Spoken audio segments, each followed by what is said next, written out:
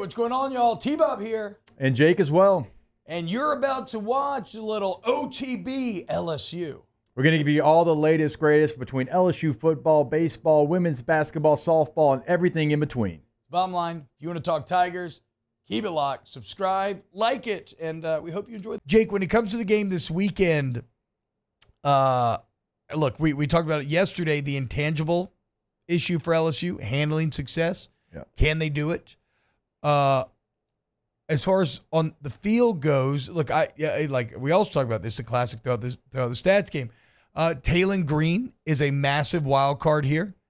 I kind of laid out my belief in the defense that I think this improvement is legitimate, and I think when you have so much tape on good Taylon and bad Taylon that this staff could put together a plan to maybe make him more bad Taylon.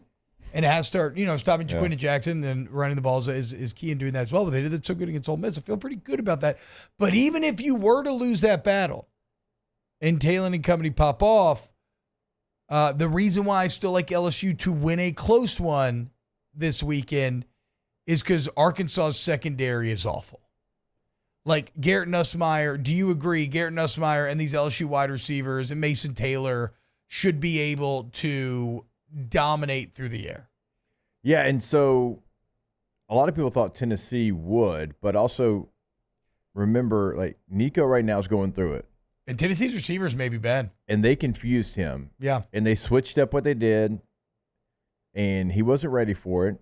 And you have to have belief, even though Nussmeier only has 7 career starts, that he would be able to adjust to, whatever they did. Now, I can't imagine them having 2 wholesale changes on their defense in 1 year, not in college football. But, like, that was one of the things that, really helped them out in the Tennessee game. But for the most part, like you said, when you line up and you play, like Oklahoma State, thrashed them. Yeah. I mean, through the air. Yeah, through the air. Ollie Gordon didn't do anything. Gordon had, what, 45 yards in the game? Yeah, he had like 400. Aaron Murray, who y'all should all sub to snaps, trying to hit 26K by Sunday, guys. Please go to youtube.com/@snaps CFB_. Just Google snaps CFB. But Aaron covered him earlier in this year, Arkansas. And so, you get embedded, you watch practice, you study them in depth. And, yeah, he just said the secondary was terrible.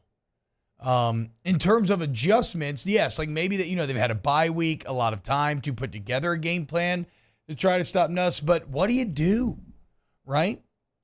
Because I feel like I've seen LSU lose the initial game planning battle a couple of times this year and then come back and win in the end. South Carolina was a very stark example of that, where they had that offense completely stymied at the beginning. In the second half, they could not stop them to save their lives.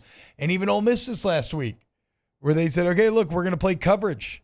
Make him deal with 8 dropping back there and figure it out. And at first, it looked a little bad, but then in the end, when it mattered most, he got it. So, yeah, you're right. Even though he doesn't have a ton of starting experience, he does have, experience, like age, time. And I would trust him to be able to overcome whatever wrinkles Arkansas is going to throw in and then be able to exploit a bad secondary. Yeah, and look, South Carolina defense, by the way, is, I think they're 5th in passing, maybe 4th or 5th in total yards. So they're right there towards the top. And so that's, that defense I actually think is better than this Arkansas defense you're going to face. Oh, yeah.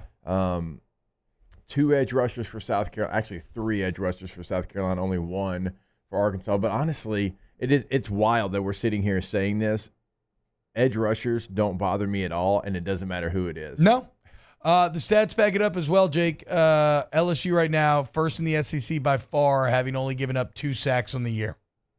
And that's what's facing an Ole Miss defensive front that led the country in sacks coming in.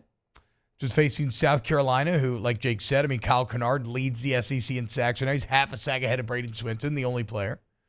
And we all know about Dylan Stewart, the freshman phenom, talking Hemingway in the middle.